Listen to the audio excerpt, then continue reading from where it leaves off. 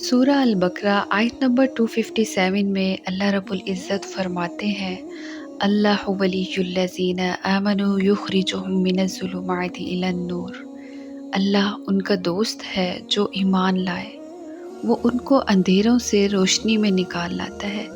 इस आयत में वली का लफ्ज़ इस्तेमाल किया गया और वली के मानी क्या होते हैं? किसी से मोहब्बत होना, सरबराह, हिमायती, जिससे करीबी रिश्ता हो, मुहाफ़िज़, मददगार, दोस्त। और इस आयत में ये लफ्ज़ किस लिए इस्तेमाल किया गया? अल्लाह रब्बुल इज़्ज़त के लिए। अल्लाह ही हमारा दोस्त है, अल्लाह ही हमारा मुहाफ़िज़ है और अल्लाह ही वो वाहिद मददगार है। लेकिन क्या हम अल्लाह को अपना दोस्त मानते हैं? जब कोई परेशानी हमारी ज़िंदगी में आती है तो क्या हम सबसे पहले अपना रुख अपने रब की तरफ करते हैं? या जब कोई खुशी आती है तो क्या हम उस खुशी की एक्साइटमेंट सबसे पहले अपने रब के साथ शेयर करते हैं? नहीं, हम ऐसा नहीं करते क्योंकि हमारा और अल्लाह का रिश्ता दोस्तों की तरह है ही नहीं। हमें कभी किसी ने ये सिखाया ही नहीं कि वो रब जो बादशाह है वो ही हमारा बेस्ट फ्रेंड भी है। इसलिए हमारे अंदर एक हिचकिचाहट सी है। हमें हमेशा अल्लाह के ज़िक्र से डराया गया। हमसे हमेशा ये कहा गया कि अल्लाह गज़ब वाला है और ये बार बार सुनकर हमारे लिए ये गुमान करना मुश्किल हो गया है कि अल्लाह हमारा बेस्ट फ्रेंड भी हो सकता है। किसी ने कहा अल्लाह से दुआ में नामहरम नहीं मांगते, नहीं तो वो हमें गुनाह देगा। किसी ने कहा अल्लाह के सामने आंसू नहीं बहाते, नहीं तो ऐसा लगेगा जैसे आपको अल्लाह पर यकीन नहीं है। किसी ने कहा अल्लाह को दोस्त नहीं कह सकते क्योंकि ये उसकी शान नहीं है। लेकिन देखें, आज कुरान आपसे कह रहा है, कुरान आपसे खुद कह रहा है, अल्लाह आपका दोस्त है, अल्लाह आपका बेस्ट फ्रेंड है। और अब आप खुद सोचें, क्या ऐसे बेस्ट फ्रेंड से आप अपने दिल की कोई बात छुपा सकते हैं जो इस बात को आपके दिल में आने से भी पहले जानता है? आप गलत राह चुनने की बजाय अल्लाह से किसी शख्स की मोहब्बत मांगेंगे तो वो आपको सज़ा नहीं देगा या आप पर अपना अज़ाब नाजिल नहीं करेगा, बल्कि वो आपको सुनेगा। वो आपसे ये नहीं कहेगा कि गैर महरम की मोहब्बत क्यों मांग रहे हो, क्योंकि उसे पता है आप उसके सिवा किसी और से ये नहीं मांग सकते। और ये बात अल्लाह को बहुत प्यारी लगती है कि जब उसका बंदा हर हराम राह छोड़कर अपनी मोहब्बत को उससे दुआओं में मांगता है। वो इंसानों की तरह का नहीं है जो आपको बात बात पर डराते हैं। वो रहमान है, वो रहीम है, वो हमारा सबसे बेहतरीन साथी है। वो लोगों जैसा नहीं है और ना ही वो वैसा है जैसा लोग उसके बारे में हमें बताकर डराते हैं।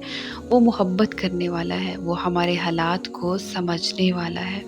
वो लोगों की तरह हमें जज नहीं करता, वो लोगों की तरह हमें ज़लील नहीं करता, वो लोगों की तरह ज़रा सी अनबन पे हमारे स्याह राज़ों को अफ़शा नहीं करता। वो दोस्ती निभाने में बड़ा पक्का है, वो अपने वादों को पूरा कर दिखाने में बड़ा सच्चा है। वो जानता है हमने कौन सा फ़ैसला किस मजबूरी में किया है, उसे पता है कि हम किन कैफ़ियत से गुज़रते हैं। उसे पता है हम आंसू इसलिए नहीं बहा रहे क्योंकि हमें उस पर यकीन नहीं है, बल्कि हम आंसू इसलिए बहा रहे हैं क्योंकि हम इंसान हैं और हम कमज़ोर हैं। उसे पता है कि किसी इंसान से हमने जानबूझकर मोहब्बत नहीं की और उसे ये भी पता है कि हम उससे उस इंसान की मोहब्बत इसलिए मांग रहे हैं क्योंकि हम अल्लाह को नाराज़ नहीं करना चाहते। हम अल्लाह के बताए हुए हलाल रास्ते के ज़रिए अपनी मोहब्बत पाना चाहते हैं और उन रास्तों में आसानियाँ पैदा करने वाला सिर्फ़ और सिर्फ़ वो रब है। वली के एक और मानी सरपरस्त के भी हैं, और सरपरस्त वो होता है जिस पर आपकी ज़िम्मेदारी हो, जो आपकी हिफाजत का ज़िम्मेदार हो, जो आपका कफ़ील हो।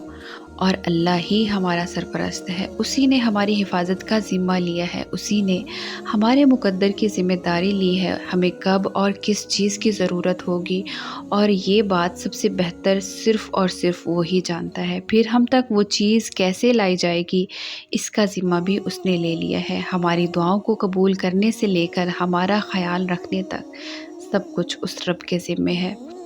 تو پھر آپ کیوں پریشان ہیں؟ آپ کے ولی نے آپ کو عطا کرنے کے سارے منصوبے تیار کر رکھے ہیں، آپ کے محافظ نے آپ کی حفاظت کے سارے پلانر بنا رکھے ہیں۔ آپ پر سب سے زیادہ حق آپ کے ولی کا ہے، آپ کے رب کا ہے۔ ایسا نہیں ہے زندگی میں مشکلات نہیں آئیں گی، اور ایسا بھی نہیں ہے کہ حالات نہیں بگڑیں گے، لیکن ایک بات کی یقین دہانی کر لیں کہ جو بھی حادثات ہوں، جو بھی واقعات ہوں، آخر میں اللہ ہمیں بچا لے گا، جیسے اس نے حضرت یونس علیہ السلام کو مچھلی کے پیٹ میں بچا لیا تھا، جیسے حضرت موسیٰ علیہ السلام کے لیے اللہ نے سمندر کو 2 حصوں میں بانٹ دیا تھا، جیسے حضرت اسماعیل علیہ السلام کو اللہ نے چاقو کے نیچے سے صحیح سلامت نکال لیا تھا، جیسے حضرت ابراہیم علیہ السلام کے لیے اللہ نے آگ کو گلزار بنا دیا تھا۔ ایسے ہی اللہ اپنی ذمہ داریاں پوری کرتا ہے، اور ایسے ہی اللہ اپنے بندوں کے معاملات سلجھا دیا کرتا ہے۔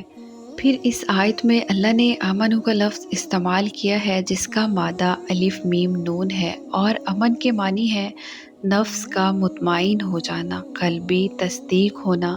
آمنو کا لفظ اللہ نے ان لوگوں کے لیے استعمال کیا ہے جنہیں اللہ اپنا دوست رکھتا ہے۔ اللہ ایمان والوں کو اپنا دوست رکھتا ہے، اور ایمان والے کون سے لوگ ہوتے ہیں؟ ایمان والے وہ ہوتے ہیں جن کے نفس اللہ کی رضا میں مطمئن ہو جاتے ہیں، جو اللہ کی تدبیروں کے بارے میں شک میں نہیں پڑتے، جو انسانوں کی باتوں میں آ کر اللہ سے فاصلے نہیں بنا لیتے۔ ایمان والے وہ ہیں جو صرف کہنے کی حد تک نہیں بلکہ کرنے کی حد تک ایمان رکھتے ہیں، اور انہیں یہ یقین ہوتا ہے کہ کسی انسان کی محبت کو حلال بنانے کے لیے دعا کرنے سے اللہ ناراض نہیں ہوتا۔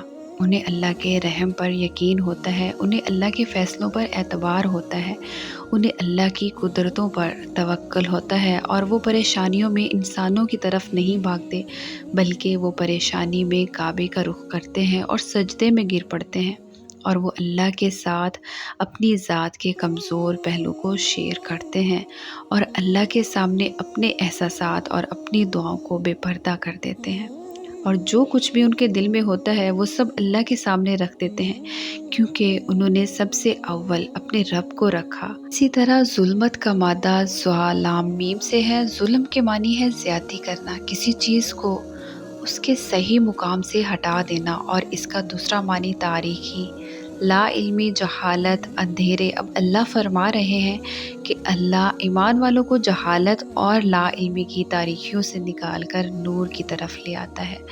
نور وہ پھیلنے والی روشنی کو کہتے ہیں جو چیزوں کو دیکھنے میں ہماری مدد کرتی ہے۔ نور 2 طرح کے ہوتے ہیں، ایک آنکھ کا نور اور ایک دل کا نور۔ جس کے پاس آنکھ کا نور نہ ہو اس کے لیے راستہ پانا آسان ہوتا ہے اس شخص کی نسبت جس کے پاس دل کا نور نہ ہو۔ بعض اوقات حقیقتیں ہمارے سامنے عیاں ہوتی ہیں، لیکن ہم انہیں دیکھ ہی نہیں پاتے، کیونکہ ہمارے دل اندھے ہوتے ہیں، ہمارے دل ایمان کی روشنی سے خالی ہوتے ہیں، اس لیے ہم راستوں کو چن ہی نہیں پاتے۔ ہمارے سامنے روشنی ہوتی ہے لیکن ہم اس روشنی کو دیکھ ہی نہیں پاتے۔ اسی لیے اللہ نے اس آیت کے آغاز میں ایمان والوں کا تذکرہ کیا ہے، کیونکہ دل ایمان سے منور ہوتے ہیں۔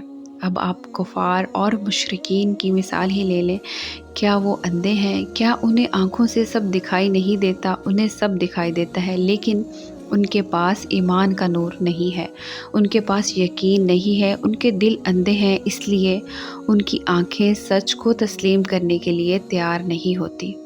ہم کیوں اللہ پر ایمان لاتے ہیں؟ کیا ہم میں سے کسی نے اللہ کو دیکھا؟ ہم میں سے کسی نے بھی اس ہستی کا دیدار نہیں کیا۔ تو پھر اس کے باوجود بھی ہم توحید پر کیوں ڈٹے ہیں؟ کیونکہ ہم غیب پر یقین رکھتے ہیں، ہم اللہ پر یقین رکھتے ہیں، اور اسی یقین سے ہم نماز پڑھتے ہیں، اسی یقین سے ہم دعا کرتے ہیں، اسی یقین سے ہم پر امید رہتے ہیں کہ ہمارے اللہ نے ہم سے وعدہ کیا ہے کہ وہ یقین رکھنے والوں کو زندگی کے کسی بھی مقام پر اکیلا نہیں چھوڑے گا۔ تو پھر ہم کیوں بے آس